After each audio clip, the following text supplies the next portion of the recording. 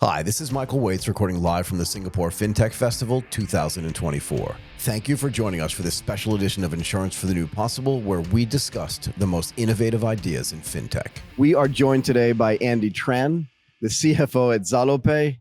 Andy, thank you so much for joining us at the Singapore FinTech Festival 2024. How are you doing today?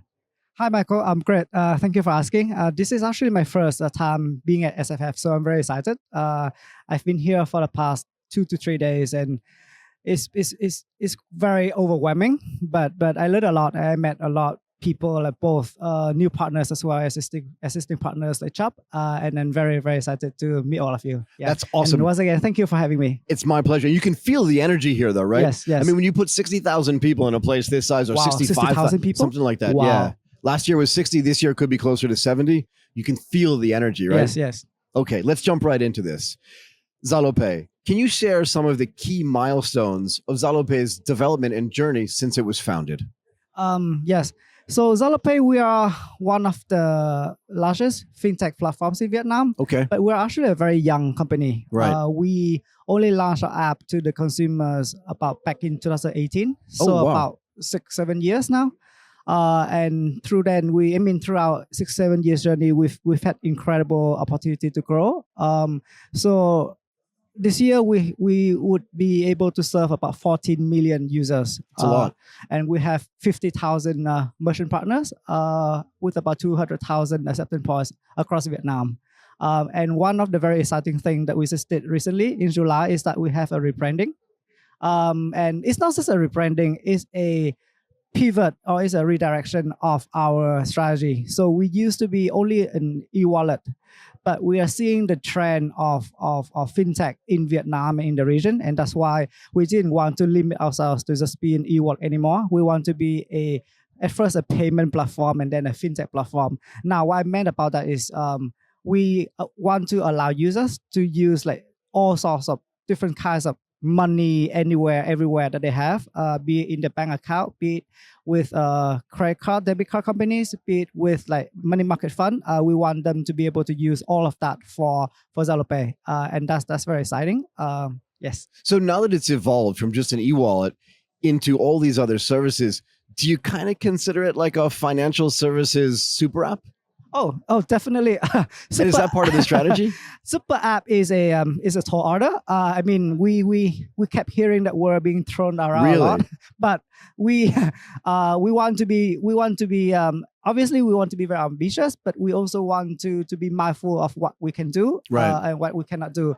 So I like to think of us more as a financial platform. Financial platform. The way that we want to distinguish a financial platform with a super app is that with a financial platform, our job is just being that, be a platform to connect users with financial service providers, the banks, the different financial institutions, and even the insurance companies like Chubb. Right. Yeah. I want to get to the insurance in a little bit, but since the founding back in what you said, 2018? Yes. 18? Yes. Right. Originally an e-wallet and now morphing into a bunch of other financial platform services. What is driving the growth of all these users coming in to use this platform? I think that the number one reason is that there is this huge unmet needs of the users in Vietnam. At first, it's for payment. Right. Originally, payment for offline is just cash, right? Right. And then it moved to credit card.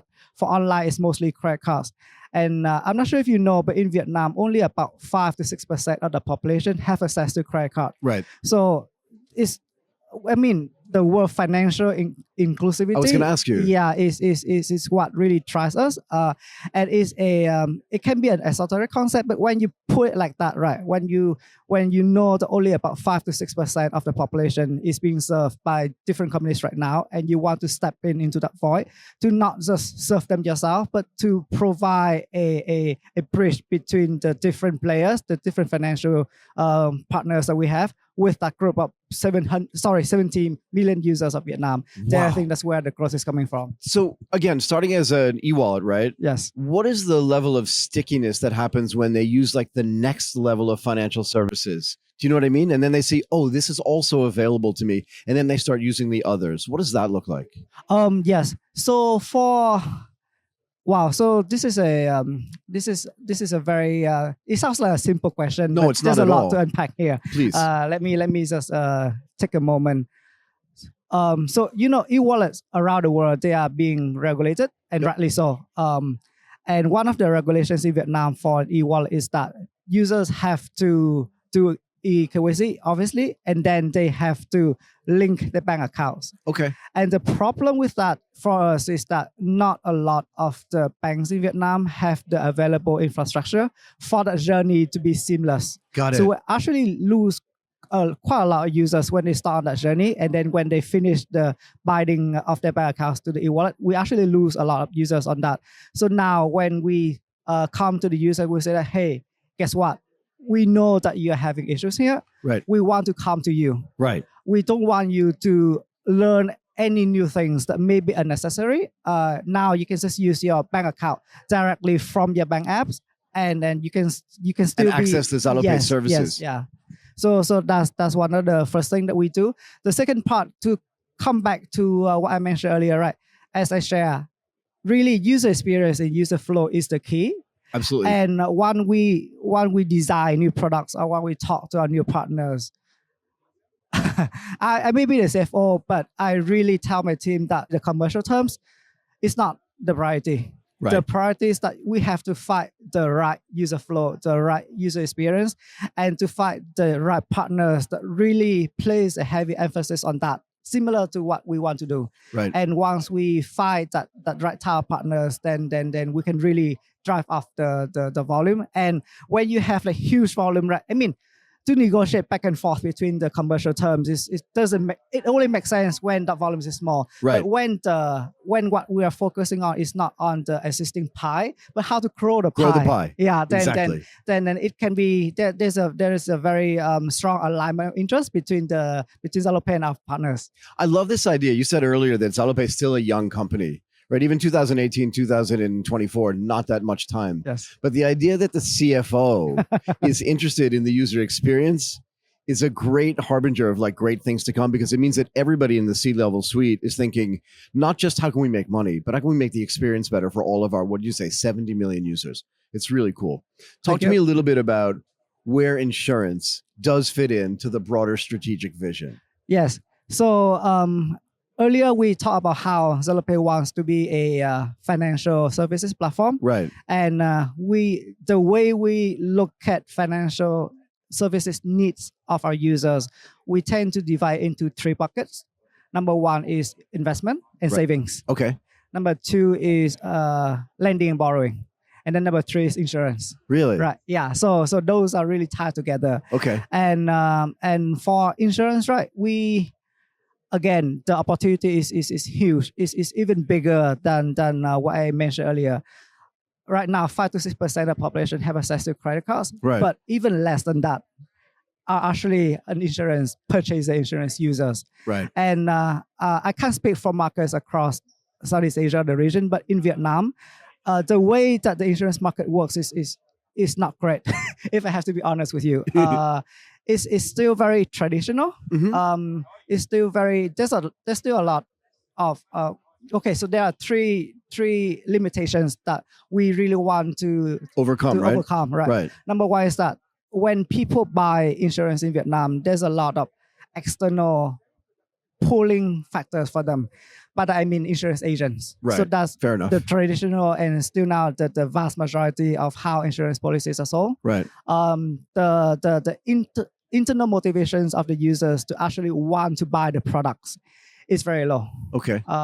And which leads me to the second point, right? Insurance right now in Vietnam is a very high ticket but low frequency type of purchase. And we don't want that. Right. We want it to be as easy to buy as possible. The users have to say, oh, I actually derive great value from this. Absolutely. I want to buy the insurance. I like this type of protection, this type of convenience, this type of peace of mind that we have, and I want to do it frequently. Yeah. So that's the second type of a challenge that we are trying to overcome. Okay. The third type is that going back to what I mentioned earlier about product experience, right? It's not just the UI or the UX. It's really how you can design a great product. It's the whole journey, for right? the whole journey. I want to purchase it in a way that's easy. Yes. When I have it, I still want my experience with that product to be great. Yes. And if I need that product, I want the result of me using that product to be great as well. Yes, yeah. Go ahead. We never really have this mindset of insurance can be a consumer product, right? The way, you and I go and buy a coffee. Right. But what happens when we could do that, right? Absolutely. That's why I said when you have it, it should still be good for you, right? Yeah. So right now, what we're trying to do is that we are really looking at all of the payment use cases that we have, all of the different products or services that we have on the platform, and to see where we can embed the insurance there. So I was going to ask you. Yeah, that makes a lot of sense for users. So how do you try to innovate, whether yourselves or with partners, in the embedded space so that is more frequent and lower price point, as you said, right? Because you said it was a high ticket at the beginning and low frequency. But if you want to increase the frequency and lower the price point, how do you innovate there? Actually, the way that we innovated twofold. Number one is that we talk to our partners and we see what is going on in other markets that can be very applicable to Vietnam. Right. So fun fact, about a month ago, I had the opportunity. It's actually, I was invited by the Chubb team for the F1 event. And then I got to talk to this CFO from one of the e-wallet companies in the Philippines. And he mentioned to me that in the Philippines, there are a lot of scams going around. And that's why people were very cautious when they transfer money to a stranger. Yep. Even though it can be a completely legitimate transaction, but people were understandably very cautious on that. So they actually partner with Chubb to come up with a insurance product that, okay, if you get scammed. So if during the time when you're transferring money from one person to another person, and it ends up being a scam, you have insurance for this. So you'll like to know that this actually happened to someone we know very well yesterday. Now they protected themselves from that scam, right? But it would have been neat if actually the scam had happened, which is bad, but they had coverage, right? Wow. Go ahead. Yeah. So I hadn't thought about that. Right, neither had I. Yeah, but when I heard that, it makes perfect sense that, okay, this is a product that could work in Vietnam, because in Vietnam there are also a lot of scams. Everywhere. Yeah. So that's where that's the first part. I need to talk to partners like across the region. I need to talk to partners like Chubb. I need to talk to partners, insurance companies, or other e-wallets, other fintech companies to learn insights. And obviously, we want to share what we are doing in Vietnam too. Right. So that's the first part. The second part of the equation is that we also talk to our users quite a lot. You do. Yeah. So another fun fact, we did embed one micro insurance policy, which is bill protection in the utility bill. Okay. Yeah. So the way it works is that if you pay a bill, there is about $40 to $50 per month. Okay. You can tag on like a very small portion of that, like a couple of US cent. And then if something happens to you, then we will continue to pay your utility bills up to about a year. So that's. I wonder if I can get that. I wonder if I can get that coverage. So to us, that's a pretty cool product, right? And a lot of users actually, good user adoption is actually pretty good. But when we talk to the users that don't find that product to be exciting, we ask them, okay, well then what would you like? What would you like? And they said, what I like is that I will get protection if there's blackout. Right. Yeah, like blackout does not happen that frequently in the metro cities in Vietnam. Right. But in tier 2 or tier 3 cities, it can be a frequent occurrence. And again, I would never think about that, right? But only by talking to users, we know that, interesting. They get very, very inconvenienced when blackout happens, and they want to be compensated for that somehow. And that's actually a good idea that we can bring it to our insurance partners to see if anyone is interested. Yeah. I like it. I think we'd have like an hours-long conversation about innovation on the product side, but not only because it's Vietnam, but because it's greenfields, right? Yes. And if you've created a feedback loop with your clients and your customers, that's good. There are plenty of places where they think they need coverage where others may not consider that. It's a great feedback loop. True, yeah. Okay. If the insurance industry is developing, and if Zalopay is one of the premier payments or fintech platforms in Vietnam, you must be pushing the development of the insurance industry as well at some level. I'm sorry, we must be pushing the development. In other words, encouraging it as well, and kind of participating in the larger insurance ecosystem. Do you feel like other companies are watching what you're doing and that the innovations that you have are then getting added into the rest of the ecosystem as well. Totally. Yeah. So the way, I mean, it's very promising for us that insurance companies they have a very digital first mindset, Right. and they don't want to rely on the traditional channels anymore. And they are also very product and innovation driven. Right. That's a great thing. So now it's not how we can bring the insurance companies on this journey together with us, but we're already here at the start of this journey. Right. So what we want to do is how we can go the right direction and how we can go faster. Yeah. So you mentioned this term digital first. Vietnam's also a very young country population-wise, right? Do you feel like that generation of people that are digital first, then as they get older and older, they're going to drive this innovation in the digital space? Definitely. Right. I was educated in the US. I was working there for a couple of years. Okay. And when I came back to Vietnam, I mean, obviously, I knew that I needed insurance, right? And I also knew quite exactly what I needed to purchase. But whenever I went to a insurance company's website or touch point at that time, like about 10 years ago, everyone asked me to leave my contact numbers so that an agent can contact me. I was like, I really don't want to. Right, I'm not giving you my phone number. I don't want to do this. Don't call me. Yeah, like can I just like pay you and get the coverage that I need? Right. But back then it was a challenge. But I, like you said, right, as more and more users in Vietnam, the young generation, the ones that are very digital savvy, they will have the same type of need and the same type of demand to the insurance companies. And when that happens, I strongly believe, I mean, I've already said it, I've already seen it happen in Vietnam. The insurance companies already changed the approach that they have with the users. They don't want like sending out an army of agents to talk to like a very small subset of users, right? Digital allows them to have the reach to like millions and millions of users. And Zalopay now is one of the channels for them to be able to do that. I like it. It's actually really exciting. It must be exciting to watch the digital evolution, but also to be part of it. That's got to be super cool. Okay, before I let you go, let's talk about the future, if you can, right? What are some of the trends in the digital financial services space that you think will shape the future of fintech in Vietnam? I think the trend is really customization. Okay, customization, personalization. Yeah, personalization. Go ahead.